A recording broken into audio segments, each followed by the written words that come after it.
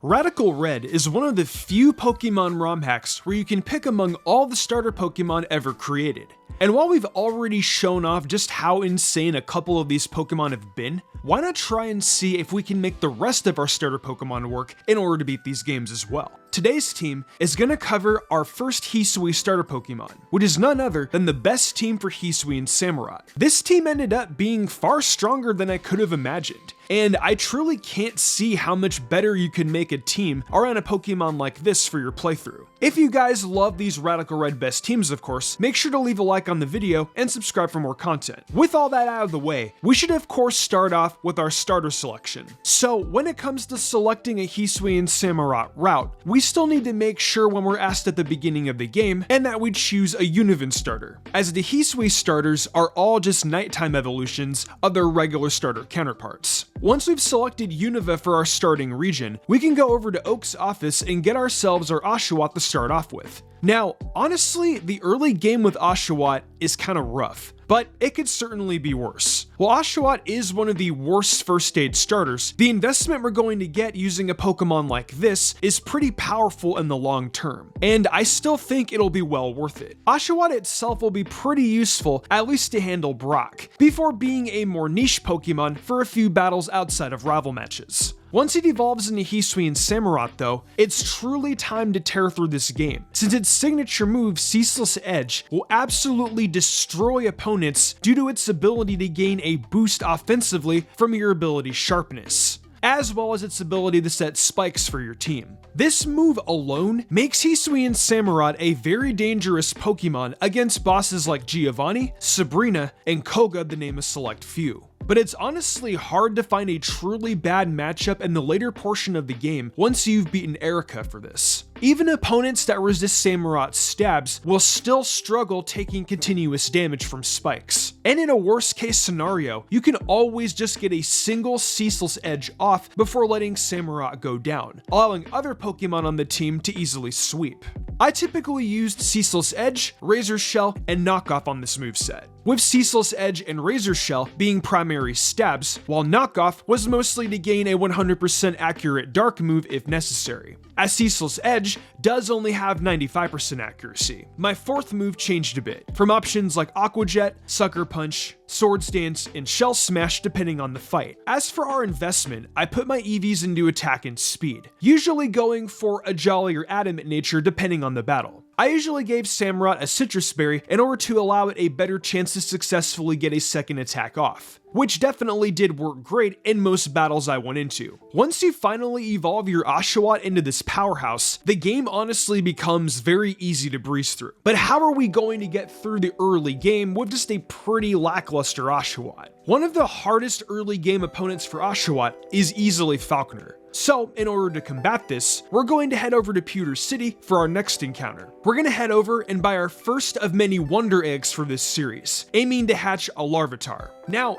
going through these Wonder Eggs, they're honestly a very tedious setup of hatches to go through. And it became very prevalent when working on the first few of these teams that this is not the most reliable process to find encounters. However, finding this next Pokemon, I truly felt would be game-changing with this team, and it makes so many future opponents easier to face. So in this instance, I think it'll be worthwhile. If you don't find the egg worthwhile, I would probably recommend a Pokemon like Pawmi here, as Pawmot probably offers the most unique role without complicating any other Pokemon on this team. And it should still at least properly handle Falconer with Oshawott. Hatching a Larvitar specifically in our Pewter Egg solves a very few crucial issues that would be necessary to overcome in order to beat the early game. Specifically, Falconer. Falconer has a team of Rufflet, Flittle, and Wattrel, so having a Pokemon with a strong rock typing will be very impactful here to resist the flying type moves coming against our team. Not only this, but Wattrel having stab electric moves will especially be dangerous for Oshawott, so having a Pokemon that also has a ground typing like Larvitar will definitely be crucial to our success.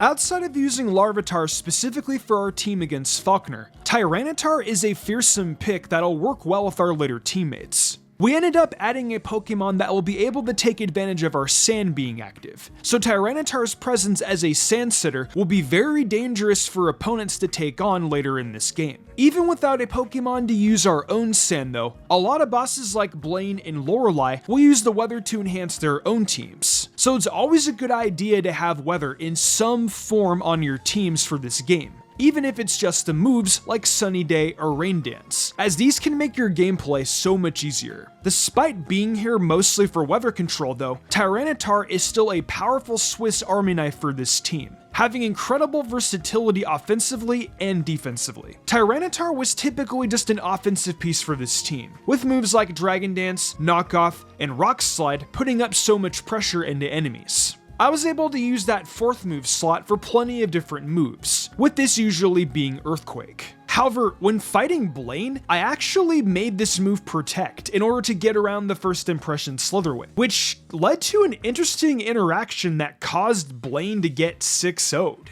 My Tyranitar flinched Slitherwing on the turn it can no longer use first impression to KO me. It was pretty funny, since Blaine could have honestly won just by going in the Charizard and Mega Evolving it to use his own sun to win. But he just never did that at any point in the match, causing us to easily win with only using Tyranitar. This was only possible because we flinched Slitherwing, and our item choice, which happened to be the Choplay Berry for Blaine's Armor Rouge. Tyranitar has a lot of other strong items I used during this playthrough though, such as the Assault Vest, Tyranitarite, the Citrus Berry, and the Air Balloon to name a select few. Tyranitar is able to take advantage of more items than most Pokemon in Radical Red, and it's a great example of how terrifying the items can make some mods. I ended up EVing it in attack and speed, usually aiming for Jolly as my nature, as this allowed D-Dance to get a lot more mileage with the faster speed stat. And Tyranitar's natural bulk, especially with Sand Up, was plenty to beat most enemies.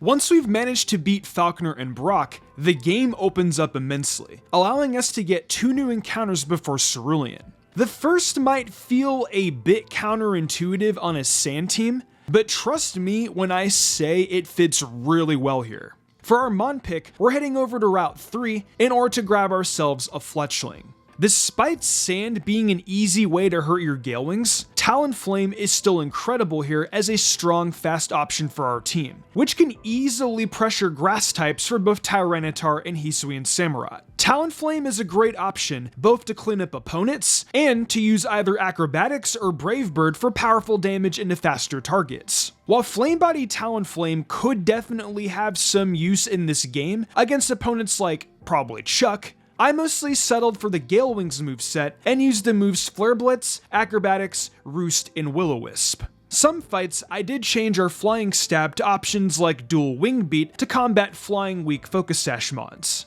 or Brave Bird if I needed the extra damage for a single attack. I rarely did end up using items though, but I managed to at least grab the heavy duty boots just in case I needed them. But the battles this could have been useful against were unfortunately before we were able to obtain these boots. The Citrus Berry was still a very cool item to utilize, especially in matches like the Champion who has a Focus Sash Pheromosa. Since I needed Dual Wing Beat here over Acrobatics anyway, having the berry for recovery, if I needed to use this to pivot into Mega Metagross, was a huge benefit Talonflame could have given if I needed it to. Since with our adamant nature, as well as the investments into our speed and attack, Talonflame mostly won games off of the move Acrobatics, allowing us to pretty much clean through most opponents in an in-game scenario when my opponents have lost their flying resistances. Talonflame is a very high reward option for this team, and it gives us easily one of the best options to combat grass types in these games. Our other encounter we'll get before Cerulean is going to be our main Mega Evolution, which we'll get in Mount Moon.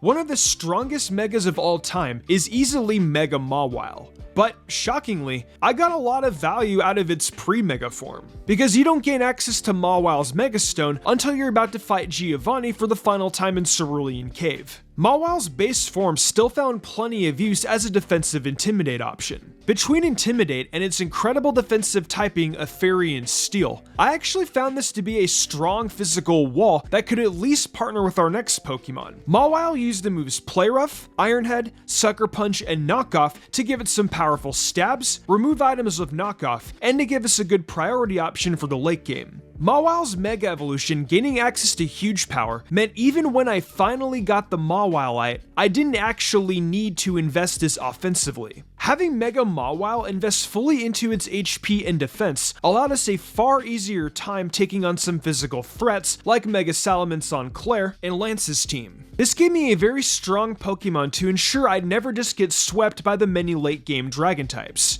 While I added Mega Mawile onto this team anticipating it to be a useful Mega though, I also had the impression that it would be dead weight until I got the Mawilite. But funny enough, Mawile's base form genuinely impressed me, and it proved to be a centerpiece to winning so many early battles like the Game Corner Giovanni fight. Once we leave Mount Moon, we need to go over to Route 4 and pick up Pumpkaboo Super. While I had plenty of other grass types I was eyeing that could have been useful through eggs, I decided that there was a better option for this team to synergize with their Tyranitar's 4x fighting weakness, since Gourgeist has a very high physical defense stat and some shockingly good special defense as well. One of the biggest reasons I wanted to eye Gourgeist Super though was because of one of the major buffs Radical Red gave to it, which is Flare Boost. Flare Boost is usually only given the Drifblim, but Radical Red allows Gourgeist to also use this powerful ability. And with the Flame Orb, we can become a rather strong special wall breaker. While I had this offensive ability on my side though, I still invested fully into HP and special defense, as Gourgeist was a fairly strong wall breaker thanks to its ability anyway. Similar to Mega Mawile though, Gourgeist still outdamages so many threats because its 100 base special attack ends up rather terrifying when you give it a 1.5 times boost. While I typically use Gourgeist more offensively here, I did utilize some defensive items in certain scenarios, such as the Colbur Berry and Citrus Berry, which gave it more benefits than Flame Orb when I needed it as a wall. Speaking of using Gourgeist as a wall, because of its high defensive stats, we could easily stall out opponents if need be. And this truly saved us against both Misty and surprisingly against Lieutenant Surge as well. Having a moveset typically feature Bleat Seed, Shadow Ball, and Giga Drain, Gourgeist was a very powerful option that gave a lot of opponents significant trouble.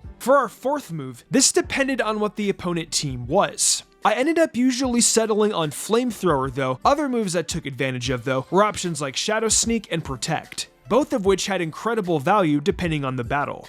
If you're looking to use Gourgeist yourself, I recommend trying to verify you're using its super form, which means you'll need to look for an HP stat that once you check its IVs, you can usually cross-reference it and ensure it's in the super form, as this form has the highest potential for your HP imaginable. As you can see here, mine started with 5 HP IVs, but with our 59 HP stat total, I knew that the only way another form could reach 59 HP at level 14 was with a higher HP IV, which meant I had the right one. You'll also want to keep an eye on the Celadon department store so you can remember to buy a link cable, as using this item is how you evolve Pumpkaboo in this game. So, I talked about in our Gourgeist section how we did have a ground type here, but I didn't end up grabbing this for Lieutenant Surge. Rather, I grabbed it far later into our journey. I'm sure a lot of you guys assumed I picked up Excadrill when I talked about having a Pokemon to utilize Sand. But for this team, I actually believe that Garchomp was the better pick. Garchomp has some incredible defensive and offensive synergy with every Pokemon on this team, and it can do a lot of different roles very well. Garchomp, similar to Tyranitar, has a lot of different items it can access, such as Choice Scarf, Garchomp Bite, Soft Sand, Life Orb, and even the Citrus Berry to name a very small few. I usually use the Soft Sand, but I remember also using the Choice Scarf to win against the champion's Miraidon, which otherwise was pretty terrifying against our team. I usually use Garchomp with Stealth Rock, Earthquake, Rock Slide, and Dragon Claw, but it definitely can use other moves like Spikes or Swords Dance if you desire. On this particular team though, I feel that there was very little reason to even consider changing my moveset, as Garchomp just needed to use Earthquake to win most matches anyway. While Garchomp usually uses the ability Rough Skin, Sandveil was still a very powerful ability that was able to pair well with Tyranitar in order to win matches where I wasn't worried about an opponent going for contact moves. Garchomp overall was a very game-changing pick here, and I think it rounded out the team very well. If you're looking to use this team yourself, you'll need to be aware of a couple of things. Until you've actually evolved your Oshawott into Hisuian Samurott, this team will have to play extremely defensively, as you're gonna rely on Pumpkaboo and Mawile to win most matches if anything. I found Misty especially took around 11 minutes to defeat, which is pretty long for an in-game opponent, especially for our second gym battle. While I think the team usually skews towards being a strong offensive option for anyone looking to use Hisuian Samurott, I did want to warn anyone who thought this was more of a bulky offense team that you will absolutely need to, in some matches, just play very defensively to avoid losing the battle. Though this fear did finally go away when I actually had proper evolutions on this team, since with the exception of Mawile and Pumpkaboo, a lot of these Pokemon's first and second stages are pretty freaking bad. Otherwise, this team was honestly a lot of fun to use, and it may have actually been my favorite team I've used thus far. I hope the other starters end up being as fun to showcase on the channel. And if you guys want to see your favorite starters team to beat these games, make sure to leave a like on today's video and subscribe so you don't miss any more uploads like this. I plan to post more of these videos soon until we've covered every starter. But with that said, I'll see you guys real soon.